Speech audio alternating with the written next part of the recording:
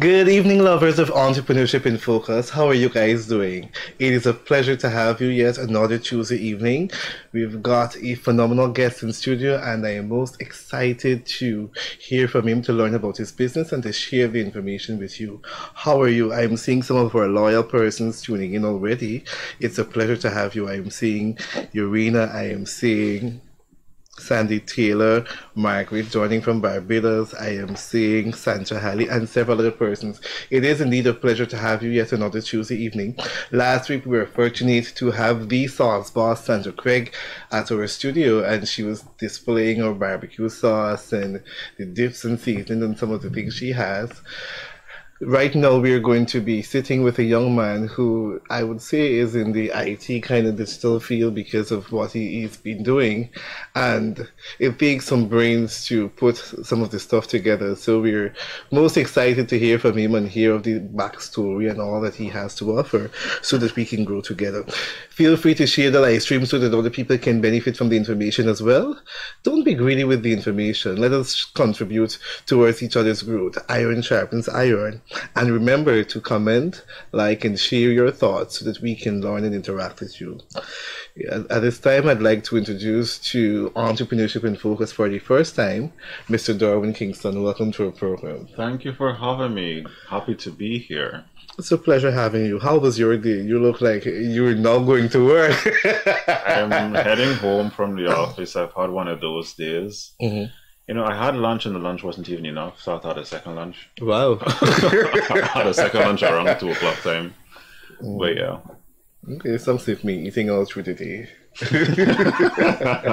I need energy. You know, brain thinking takes a lot of energy. I think people underestimate that sometimes. And you need fuel to keep the focus because I tend to overthink things quite often. So I like that, especially when you're a creative thinker. There's so much energy and so much thought that you have to put into being creative and innovative. And sometimes even when I go do workshops and sessions, I get so tired that I have to sleep almost the entire day. And I would think, wow, you would have given your all. It's like a national holiday needs to come because of the amount of work. Yeah, exactly. And when you're interacting with people, all the energy you're sucking in. Yeah. Social battery goes low sometimes. So tell us, who is Dorwin Kingston? What makes you?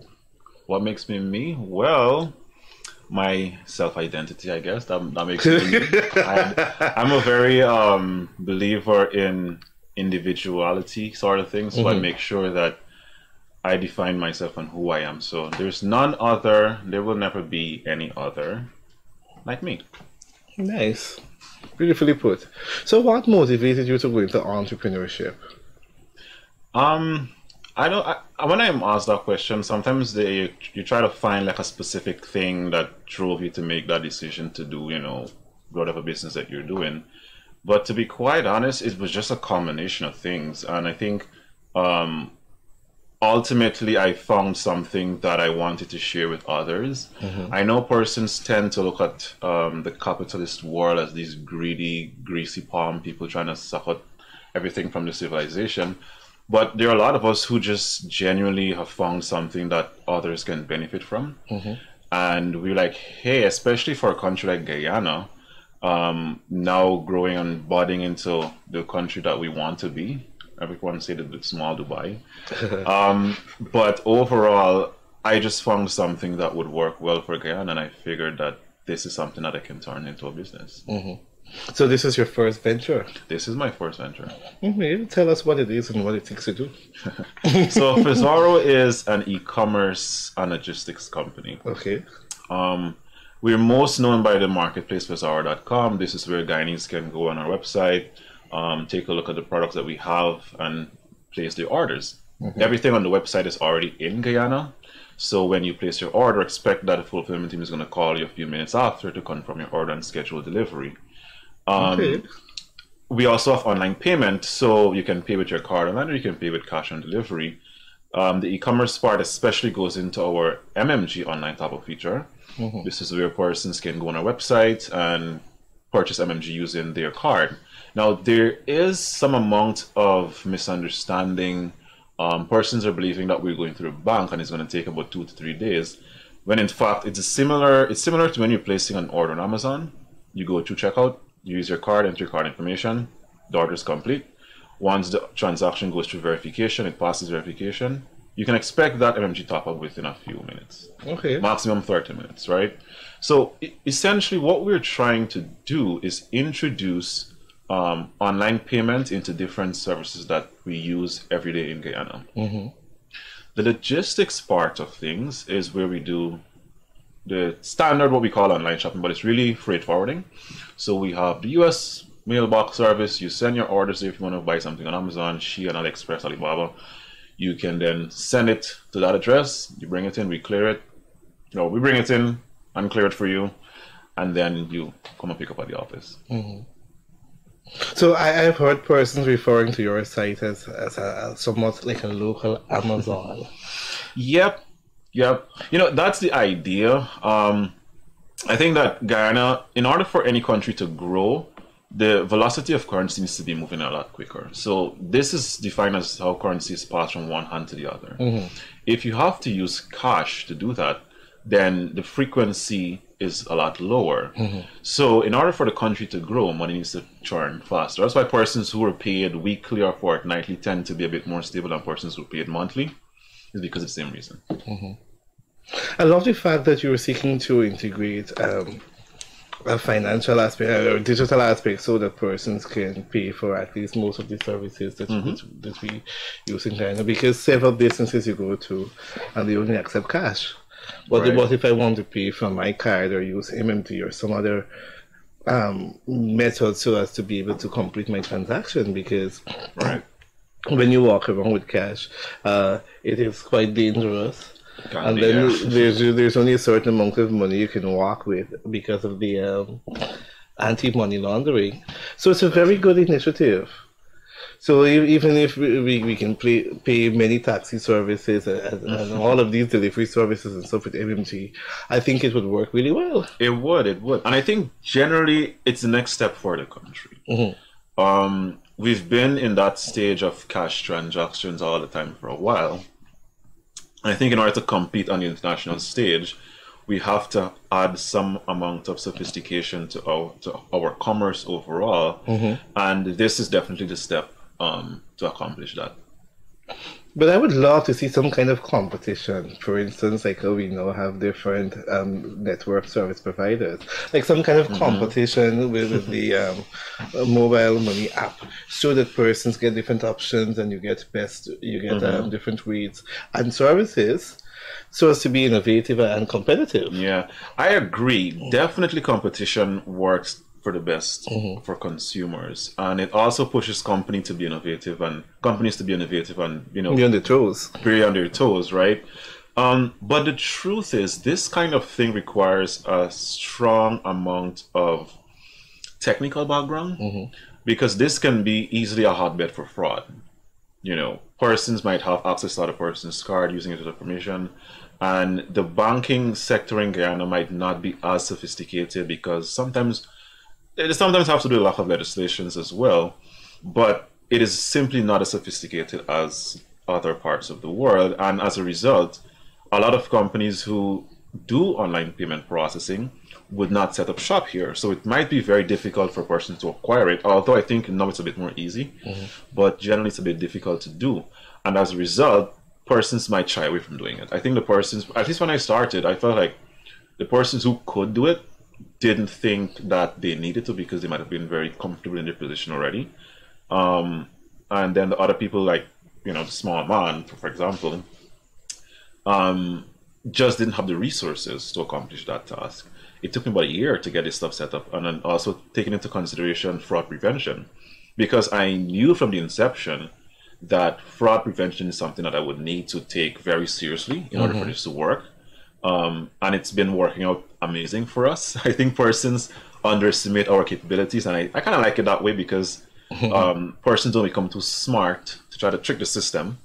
But yeah, I think that's definitely something that is important, and sometimes it might not be taken into consideration as much. And that's the technical background on how these things are processed. Very good. And when I was doing a program, I learned about doing some work on your customers, and that may bring a challenge for many small business owners because we are not really concerned about where our customers are getting the money from as long as we get a sales. But what the course was trying to say is that several small businesses and even large businesses, correct persons come in and they wash money through them. Yeah. And I'm happy that your business is one that is able to put systems into place to be able to prevent fraud and corruption. I've even seen instances where you go to these restaurants and you swipe your card in the machine, and some of them don't ask for your passport. Signature ID or something. Yeah. Your password. So I'm thinking this is really something that you need to be aware of, guard your bank card and so on. Yeah. Yeah, because, and the thing is, the resource that you would need to have to, or say the remedial actions need to be taken once these things happen. Let's say someone is able to successfully use somebody else's card, and, fraud. Let's say I use your card, for example, on a website. The thing with the local businesses is that, or at least the thing to consider for local businesses is a resource to fix that problem after it happens, because what's likely going to happen is that the company will lose money because of that. Because if my card or your card was used fraudulently on a website, you will have to get a refund. If you don't, then that's going to hurt the business reputation. Also, if the transaction goes through, it's still going to hurt the business reputation because, of course, they don't show the ability to combat these things before it happens. And so, unlike other companies like perhaps Amazon, or even Shein, they might have the resource to allow certain things to go through, but it's something to consider as a business. So when these are something that can help protect your bottom line, because when you have to do every month there is a damage control amount of expense, then that hurts your business overall. So awesome. I'm loving it and loving the content here. Tell me a bit about yourself. Did you go through training to be able to be a successful entrepreneur and to familiarize yourself with all of these content? Where did all of this come from? So I think I'm one of those persons who've been placed in a very good position. I have a very inquisitive mind. So generally I like to take things apart, and I've always been very tech savvy since I was a kid. Ever since I left high school and I got my first laptop, the first thing I did was computer science, actually. But I think it's important to understand the administrative entrepreneurship. I think persons tend to forget that, or I would say generally, there are two sides of a business. There's a talent, and then there's administration. So you have the person, let's say you have someone who makes very good black pudding. Amazing black pudding, the best in the world. Nobody can make it as good as she can, right? When she decides to turn it into a business, who is the person that's going to be making the black pudding, and who's the person that's going to be actually running the business? And so I have happened to be in a position where my experience kind of culminates with my talent, because I've been working in the corporate world for about 5 years before I started my business. I worked up from supervisors to managers, different departments, managed different departments before. So I have the experience of managing a business. I understand what it means to have KPIs and understand your targets and quality control and these sort of things. Coupled with my interest in the technology for the longest while, I've been doing online stuff. I've even worked online remotely before, so I understand what happens in the international stage online. So when I came across the whole e-commerce thing, it was a very easy decision to make, especially considering that this is not present in Guyana. I feel like if this is introduced to Guyanese, a lot of businesses would be very, very lucky or grateful to have it, because when you're setting up a business in Guyana, you usually have to think of rent. You have to get employees, you have to get a space, there's this whole set of stuff you have to get, and that is a cost at the end of it. And so that sometimes might shy people away from actually starting a business, because they think they have to get this mountainous amount of money to do it.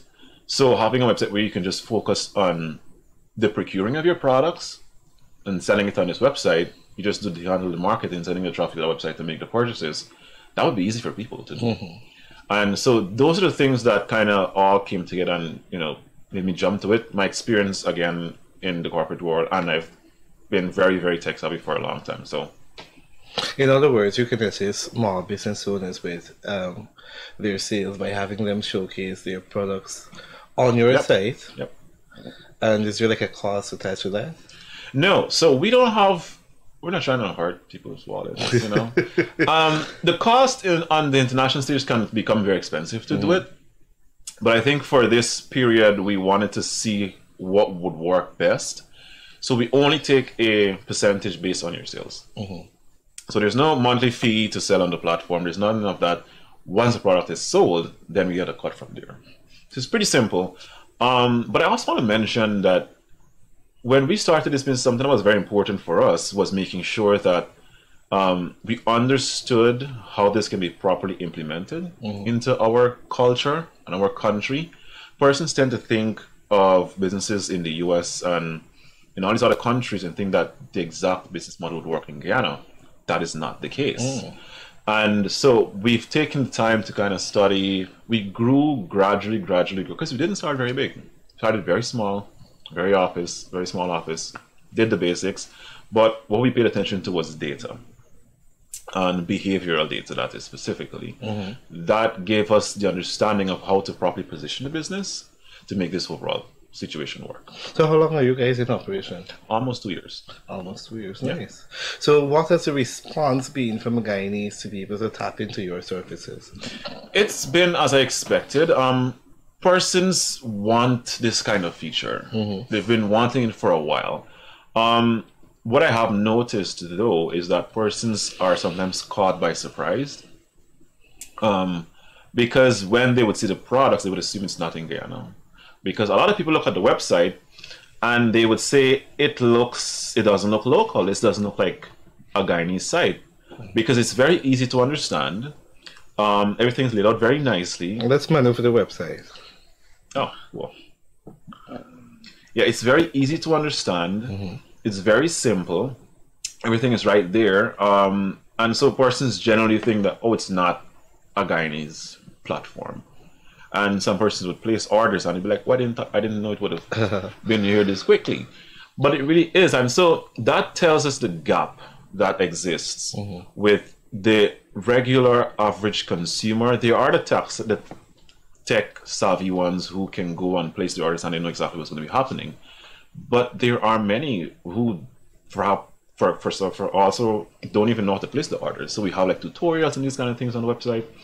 So persons can, watch videos of how orders are placed, how certain things work. I love it. So that way we can help gradually educate people on how to participate in this kind of world. So how do you maintain quality? Because I think with the image there and that based on how they look, is why persons assume that they're not in Guyana. So what measures do you put in place to ensure that the pictures are of a certain quality, even the items are actually working, that is being that are being sold? So in terms of the pictures, because we don't have necessarily manufacturing in Guyana, every single product is sourced externally.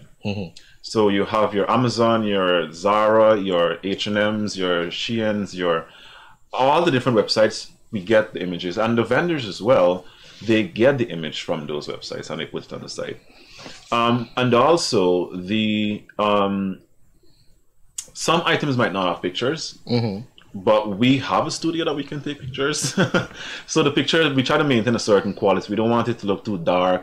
One of the things I always tell the catalogers, and these are the people who are responsible for how the items look on the website, is that when someone sees an item, the first thing that they do is they picture themselves in the item.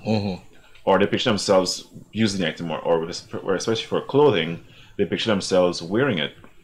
And so the person who's wearing the clothing in the picture needs to look attractive.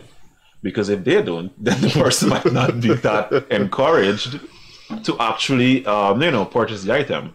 So we try to make sure the pictures are looking good, everything looks clean, sharp, so that way persons are interested in purchasing.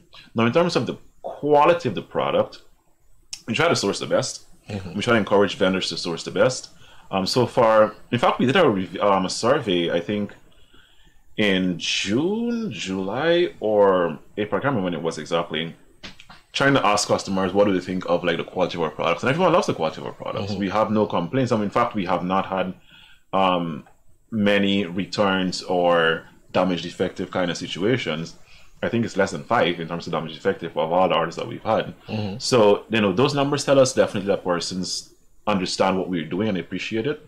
And we try to do our best to make sure, because the thing is, when you have this online kind of platform, it is replacing physical shopping, and persons are accustomed to going and feeling the texture, the item, feeling the weight, seeing if it's, you know. And so we try to make sure that whatever we put on the website matches the expectation, and it helps people to see, or in a sense, as much as it can, replace the in-person shopping. So sometimes the pictures would have a very up close of the actual fabric. The person get an idea of the weight of the fabric at least, and the quality of the fabric, so that way they can at least say, okay, this is something that I want to get. Nice. So what major challenge would you say you've experienced since operation? There are few. I think we definitely expected the challenges that we encountered. The first one is the knowledge gap. We expected that persons might not understand or even like just know how to participate in this whole experience, and so they wouldn't trust the process, of course. I think one of the things that, I mean, we mentioned competition before, and when I see competition, you know, persons who are doing similar things, I'm always excited, because what this means is that it normalizes the whole process. And so persons understand that it's something that is not one sketchy, weird-looking property company that is doing it. Everybody's doing it. So it becomes easier, and the burden of educating the public becomes a lot easier on us, because it's expensive. Marketing can get very expensive to educate everybody on, oh, this exists, and this is how you do this, and this is how you do that. And of course, when you have hundreds of people engaging with your website and your products, and also customer support, then we would need customer support to handle all those customers. And so that's definitely one of the challenges that we experienced. The lack of infrastructure, that's another thing that, of course, we anticipated. That was something that was an issue from the beginning, but I think it really only became an issue, or it only maintained at the beginning, but after that it sort of fizzled out, because once we found our footing, then a lot of the infrastructure aspect of things were removed. So Lovely. And you also have I think those where people can come and they can see some of these products displayed. Yes, so we do have a store. That was one of the things. In fact, we first started with an office location only. So it only served as, well, we didn't, at the beginning we didn't do pickup. We did just delivery, because that's the model that I wanted initially. But I figured that, you know, the only type of service that would work is a hybrid, one that is online and also in person. So persons can always come to the store. And what's funny is that when persons come to the store, they kind of be like, I thought there were more products. We'll be like, no, the products are here. The store is kind of simple, very easy walking. It's very clean. It smells good. But everything is at the back. So when you want something, most persons who come to the store, they come to pick up. So they place their order on the website or through WhatsApp, and they come to the store to pick up. Some persons are like, perhaps I want to see some others. I want to try on some others. So we do have changing room, or, you know, these kind of things where if you have gadgets, you want to try, those things are possible as well. And what we do also, there are other businesses that have their products in the store, of course. I know this guy from Guyana Coffee, I think.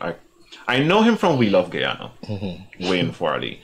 But he recently did a coffee, he started selling coffee and stuff. And so, of course, he's a vendor of ours. And so he has his own little shelf with his coffee displayed there, nice and beautifully.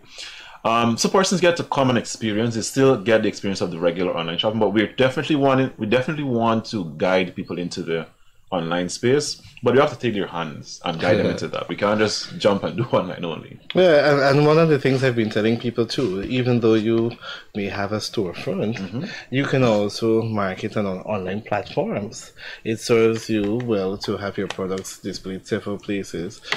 At least you know that a sale would come from either one or the other, rather than just being in one space and struggling. But I think it's kind of a no-brainer, though. I think anywhere across the world, everyone is moving to online. Rent is expensive, right? Rent is expensive. Nobody want to be paying all this kind of money just for rent, and you know that eats into a lot into your sales. So the online platform, it's usually more affordable in comparison to how much sales you can potentially generate. A lot of persons use Facebook ads. It's the best tool for any entrepreneur. Facebook users don't like it so much because it seeps into their privacy. But because remember, Facebook tracks you know your data, how your behavior on the website, and generally across the internet. So that's a gold mine for us. We know we can target persons who want to buy lingerie. So our ads are only going to be shown to people who and generally, so businesses. It's always advised for businesses to take advantage of that because it helps. It's cheaper, and the amount of sales that you can generate from doing it is sometimes a lot more. In most cases, I would say a lot more than what you're doing in the store. Awesome. So where do you see Fivzara going within the next 3 to 5 years? A lot of things. Some I'm not at liberty to say, but we generally want to continue in the direction we're going, and that is enabling a lot of services that we generally use on a day-to-day basis online. Making it very normal for persons to be able to shop and sell and these sort of things. We are going to be expanding our reach. We noticed that we have quite a few customers in Berbice, for example, and Linden. Of course, we do deliveries to those locations, particularly Linden, not so much Berbice. But there are businesses who are in Berbice or who are in Linden or who are in Bartica that need to get or tap into the Georgetown audience where everyone is. And so as a result, we definitely see the potential to go there. And that's generally what we're going to continue to do. Awesome. And you've been in operation 2 years and doing all these phenomenal things. Tell us, have you received any special recognition or award or stuff from anybody? I don't care. I literally don't care. Because I'm not doing this. I don't do broadcasts very often. I don't go and do stuff because that's not what's important right now. What's important for me is to make sure that this works. And this can only work if the infrastructure and the foundation is there. And I think even though we're doing well, there are still quite a few things that we need to continue to focus on to strengthen. And as we grow, another important thing to think about is capacity. Businesses usually don't think about that. When I say capacity, what I mean is what is your output at your current operations? When you take on more customers, you take on more, sales, that comes at a cost. And sometimes if you don't grow properly, you can eventually hurt yourself and the business can fail. So I've not generally done anything like gone to different ceremonies or whatever, these kind of things, but I just don't really care. I focus on what's important and it's going this business. No, but you keep referring to infrastructure. Could you elaborate a bit more on what the infrastructure is a technology behind how this operates. This is like our fraud prevention radar, our fraud prevention systems, the website background, the sourcing, these kind of things, and of course with the whole mailbox service, which has been wildly successful so far. To handle all of that, we need to have the proper software in place. We have to have the proper staff in place, the infrastructure is in the building, the facility, because in fact we now the freight department is now hitting its own location. So, and that's why I was so busy today, because we're trying to get all of that sorted out. So like those kind of things, the things that can make overall, or the foundations or the things that can allow people to come and allow sales to happen at the capacity that we want it to happen, and continues to grow for us. So these are generally the things that we focus on. So who are some of the persons that are working behind the scenes currently to assist you in making all of this possible? As in the positions? Yes. So we would have generally the catalogers. The catalogers are the people who make sure the site looks, the products are on the site. I'm the one who looks at the technical stuff. So in terms of the fraud prevention, MMG transactions, the source, the servers, and these kind of things for the back end of the website, the codes and that sort of thing, because all of that's my general stuff.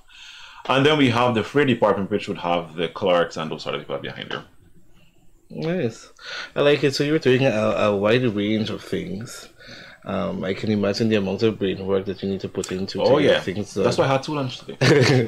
The website management. Many times there are these softwares that are available that can help us to be able to maneuver websites quickly. Yeah, and although I do a little bit of programming, it's nothing compared to what will be needed. I think in about 6 months to 7 months, probably a year from now.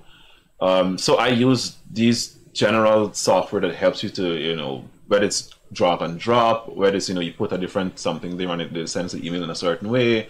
It makes it easier overall for me because it's very taxing to do coding and web developing at its core. And for somebody who is not especially trained in the advanced stages of web developing, I use added softwares and plugins, as they would call them, to help with some of the tasks that I have to manage in the background. Okay.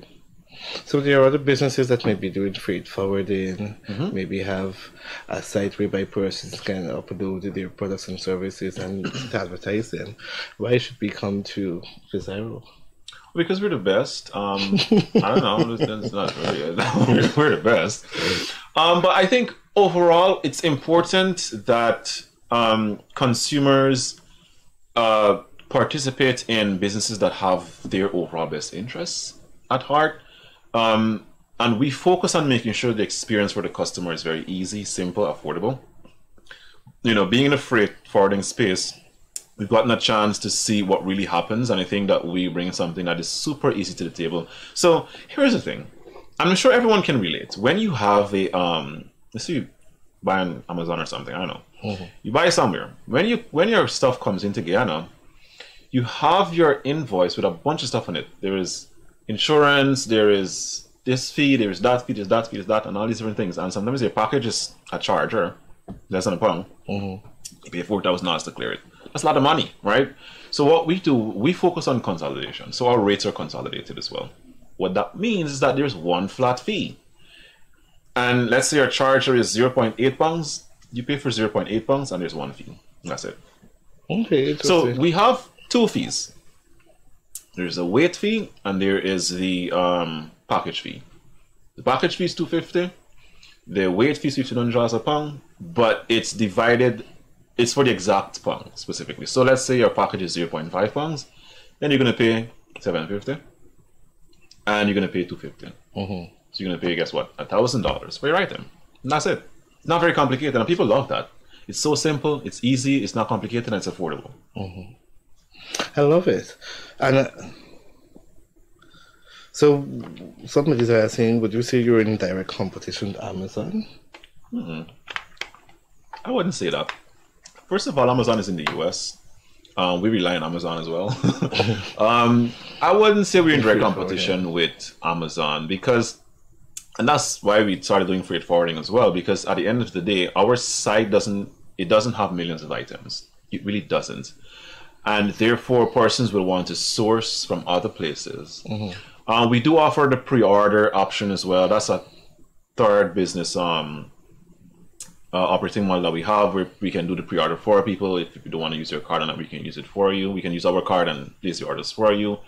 So that way, at the end of the day, persons are still, we're getting people aware of the whole online aspect of things, and they can take advantage of it, and they're kind of in our ecosystem at the end of the day.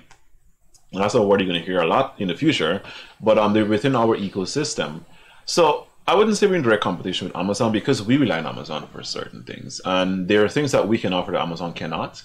For example, specific products, again, and of course, the delivery time frame.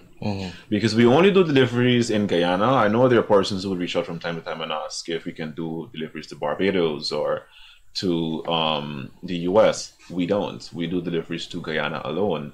So for someone who's looking for a birthday gift, because they probably forgot the person's birthday, and they want to hunt for something, but they don't have the time because they don't have, the lunch hour is the lunch time is 1 hour. You can't go and run around the street looking for something to buy. They can't go on their phone and look on our website and find something and get it delivered within the same day, within a few hours, sometimes a few minutes, depending on how, the availability of the delivery riders. And that's something that Amazon simply cannot offer somebody in Ghana. So it's not that we're in competition with Amazon. We rely on Amazon and we offer something that's specifically for our country. But what I also like is that persons overseas can be able to send money easy through your site. Because I'm told a colleague of mine who would normally use the service, anybody overseas, they want to send money. You don't got to go and stamp in online. They just go on the site, they put in their details, and they send it, and it comes like through MMG. Yeah. So we've experienced, and that's why I said earlier, you know, this can be a hotbed for fraud. And so we put a lot of resources into fortifying our service to accommodate these things. And there are persons who it's so easy to do. They go on the website. I can give you 6 specific persons in my head right now. Let me see. So generally what would happen, they go on the website, they go to MMG top up,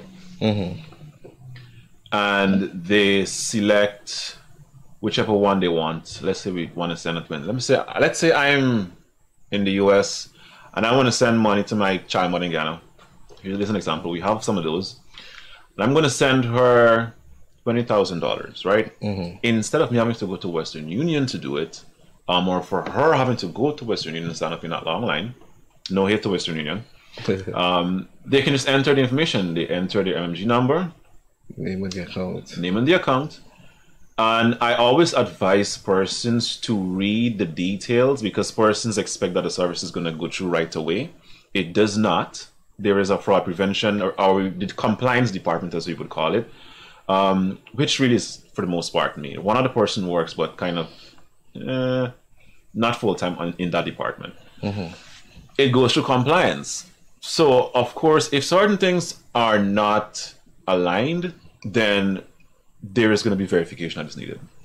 I will not say because I don't want persons to get too smart and try to trick the system. Although we can detect it. And just for the record, the amount of things that we can see behind the scenes, I would advise no one to try to trick the system. No one to try to use anybody's card. We are very much aware of VPNs. We can detect when you use VPNs. We can detect when you try to, you know, generate a card, because there are these websites you can generate card information, and then you see transactions come through somebody from some far part in the US.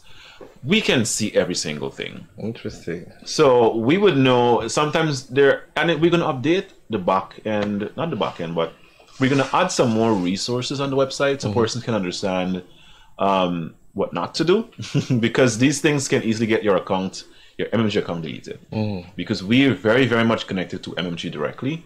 Our team and their team, they know each other well. We work well professionally. So once we notice certain fraud activities, we're going to send your account over to MMG, and they're going to investigate, and your account can be deleted. So that's a warning to everybody. So, but is there an amount, like a limit that you can So send? the maximum is $50,000. I think we raised it to $60,000 per day. Once they enter, let's say, just put a number there. I want to try my number instead. Let's say we do John. We add to cart, right?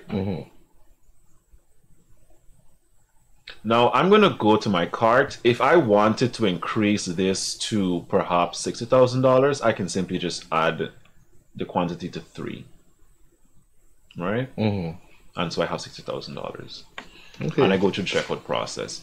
So this here, there is a service charge. Of course, we have every online transaction, there are service charges. So I want people to understand. But persons are fine with that. It's cheaper than Western Union, but that's how persons use it. And the exchange rate is pretty good as well. We use 205. Wow. So you go to checkout and you just enter your information as per normal. And then you continue payment, and then you can process your transaction. Some things to note with the MMG top-up feature. One, transactions are loaded, as it's stated on the screen, transactions are loaded generally between the hours of 10 a.m. to 6 p.m. Granted, many times we do process transactions out of that time period because, like I said, I'm the person who processes most of the transactions. So if the transaction falls within that period, that's when you can definitely understand it's going to be processed. And on weekends, it's 10 to 4 p.m. Compliance doesn't happen on Sundays. So if your transaction is a bit sketchy or it needs to be further verified, that's going to happen until Monday. So it's not going to be processed on Sunday. Saturday is going to be fine, but between 10 to 30 minutes, the transaction should be processed. Sometimes it goes out of that window, but that only happens if there's like the MMG app maybe have some downtime or something behind the scenes, or we have a large amount of transactions to process in terms of velocity or frequency or volume, sorry. And so as a result, it might take a bit more, but usually transactions are processed within 30 minutes. Okay. So let us say too, and I'm just exploring basic payment options. Like I want to boost an ad on Facebook or stuff. You guys can take care of that for me. I send you the money. We don't do that.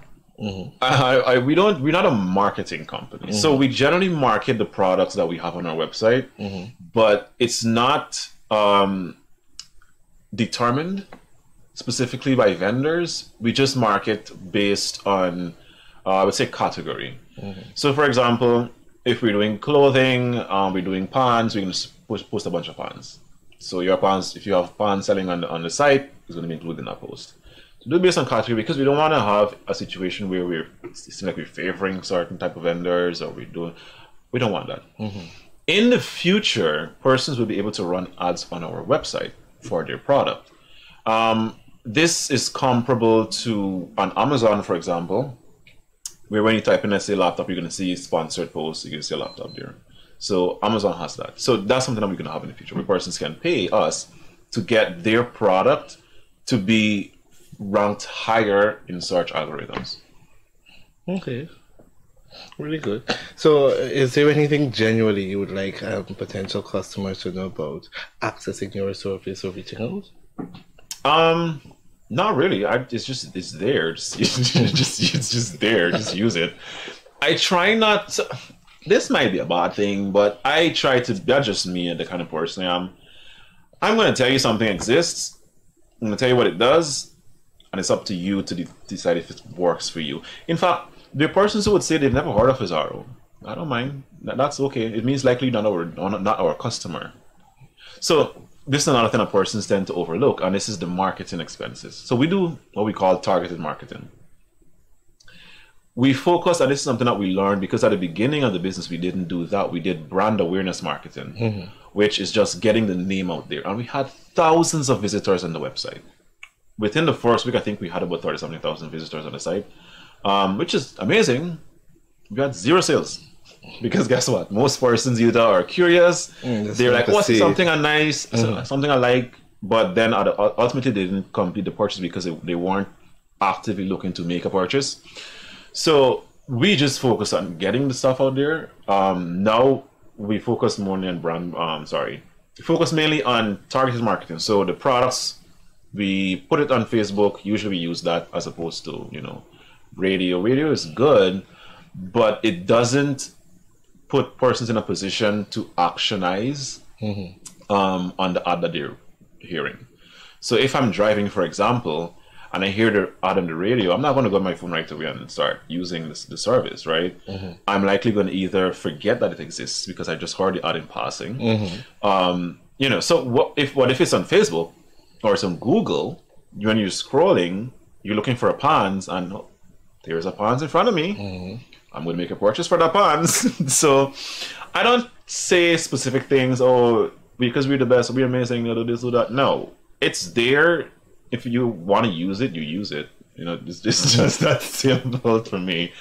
But we try to offer the best service that we can to make persons overall, feel comfortable using us. Okay.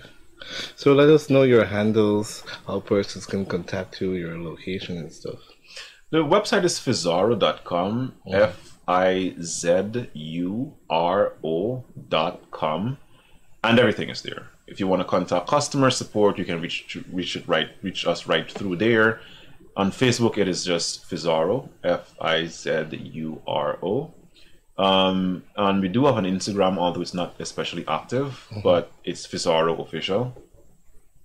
And yeah, that's how they can really get to us. Everything is there overall, so yeah. Nice. Any final words, Dorwin? I don't necessarily have specific things I want to say for, I guess, for final words, but I probably would want to talk to the entrepreneurs or the budding entrepreneurs out there. I know this is entrepreneurship in focus, and so, you know, I've noticed that there are quite a few things that persons overlook in starting a business, maintaining a business, and when the business fails, you know, what their outlook is. Because I've had, you know, a few persons I know who had businesses and the business didn't work out.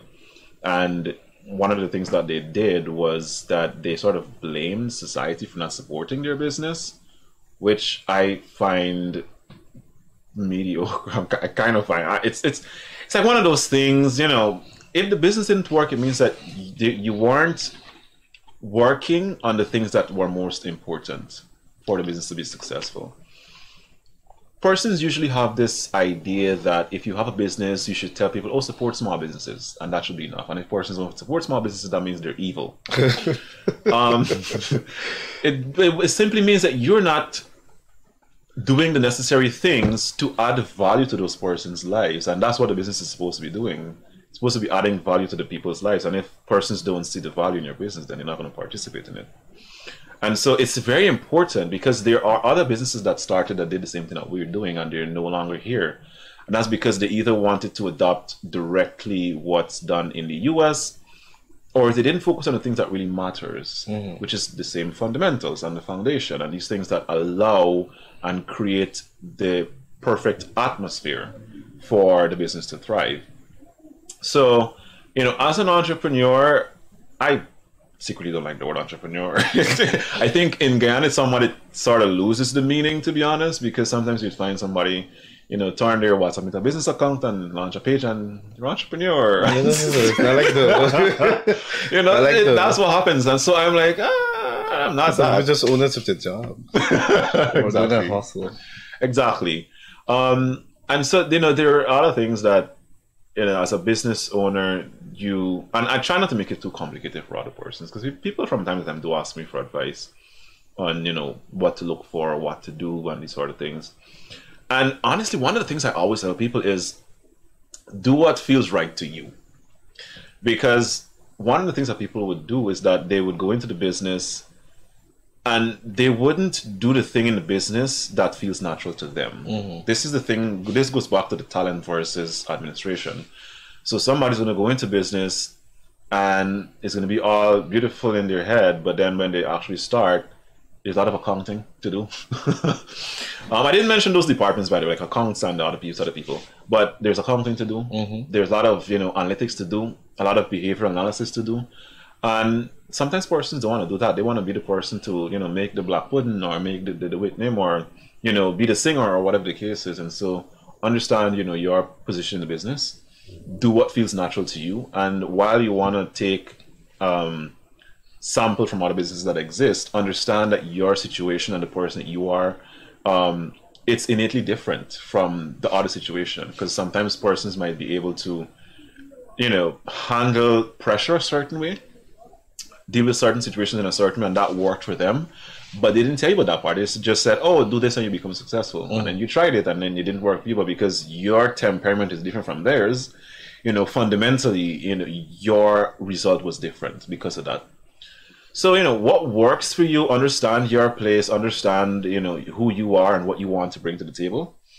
And once you do, then you're going to begin to see where you fall in the business and how to make the business successful. Interesting, and I'm happy that you share, because my other question to you, you seem well composed and well put together, but have you actually felt overwhelming and like you want to give up? No, because I love doing this.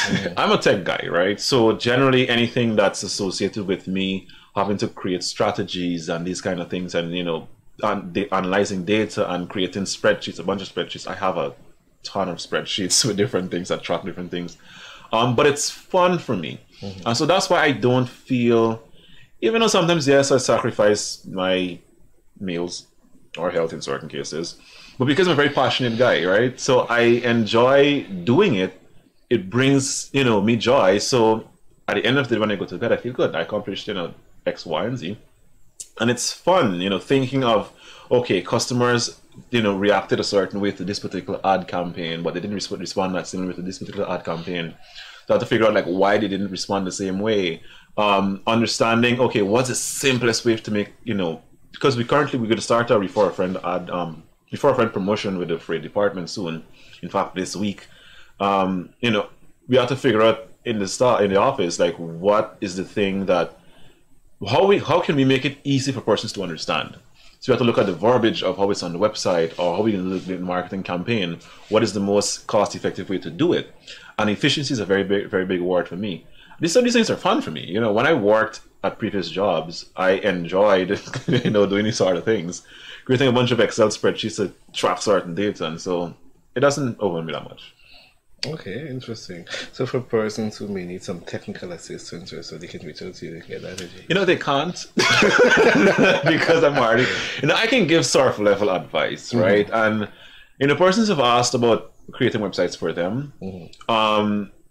This operations. It's not necessarily creating websites. No, I'm adding that to the scenario. And I'm using that as an example because what I found is that people do reach out for certain things, right? And when you look at their product, when I say product, I don't mean necessarily a specific product, but their overall,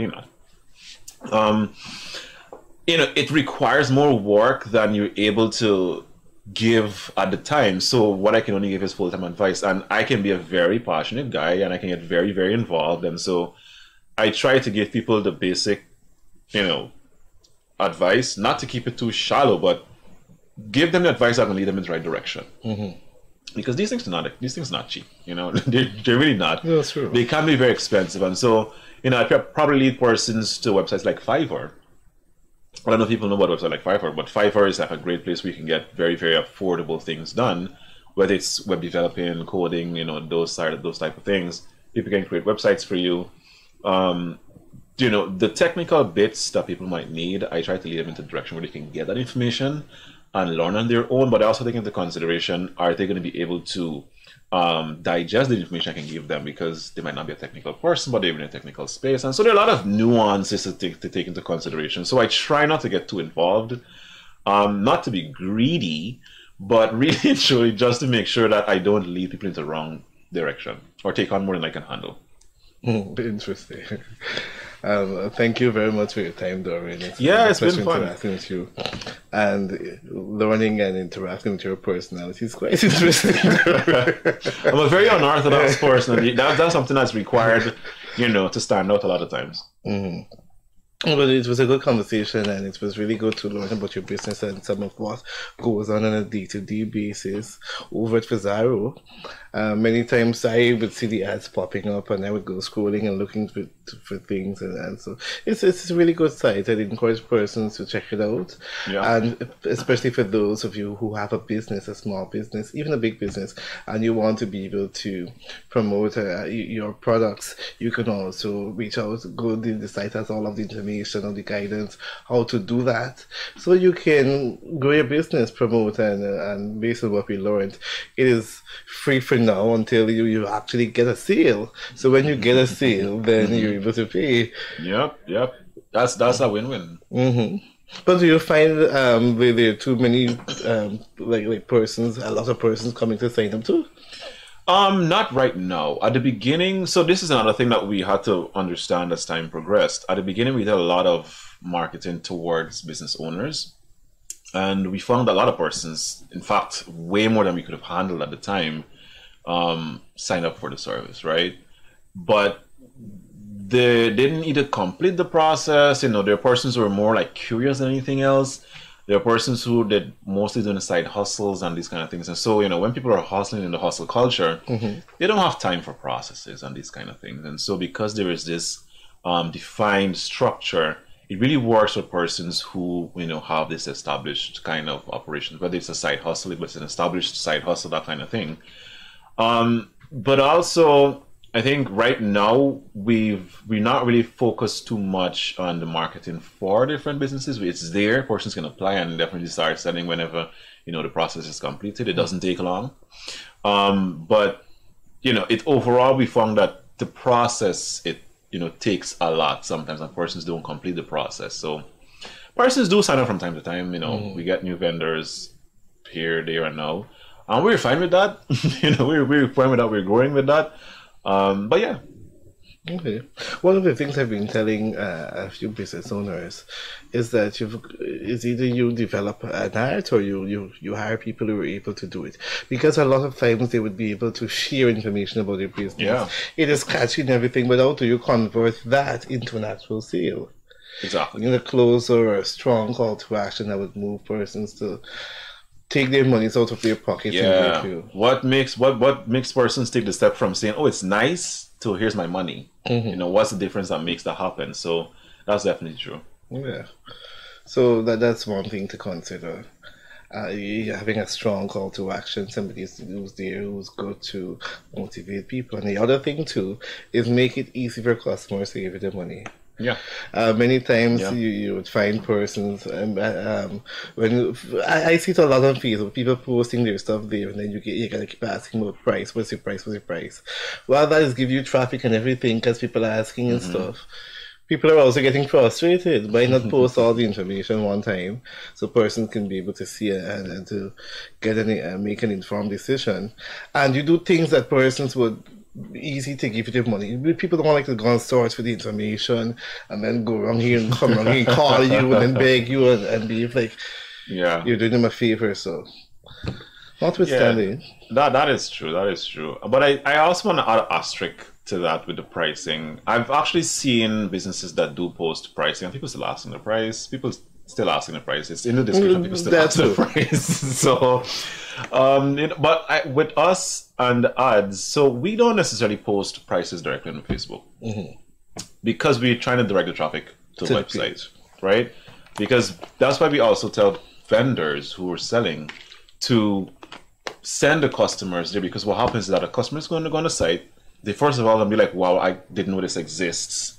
Because remember when you're on a Facebook page, the layout is very different from how it's on the website. So your interactiveness with the products are going to be completely different. It's easy for persons to go and Shein and order because Shein is just, it's very familiar. It's very, you know what goes on. So a customer is going to come on the site and they come for your watch, and then they're going to see a bracelet from another vendor, and they're going to be, oh, I was looking for this, and they make a purchase for it. And there we go. The networking effect happens. Your customer bought something from you, and they bought something from the other person. But we generally don't have issues with that, but yeah. Well, that's really good. So you heard it directly from Dorwin Kingston, the man behind Fizarro. I encourage you to check it out and to utilize the services that they have to offer and see how you can support your business. A Guyanese business. It's a Guyanese. I'd like to thank each of you, our loyal followers, for tuning in. I'm seeing Sandy Taylor, Raj Pasadu on the thumb, and even Beverly Goodman among several others joining. And if persons have questions, they can post it, and I can answer if they have any questions. I think there was one earlier. No, that was the one I asked you about the competition with Amazon. Notwithstanding, we're over our time, and it would be good to connect with you sometime in the future so that we can learn more. And as entrepreneurship continues to evolve, who knows, we might take a visit to your location and to actually see how you get stuff behind the scenes done. We'd love that. So thank you very much. I am your host, Marlon Joseph, signing out. Do take care.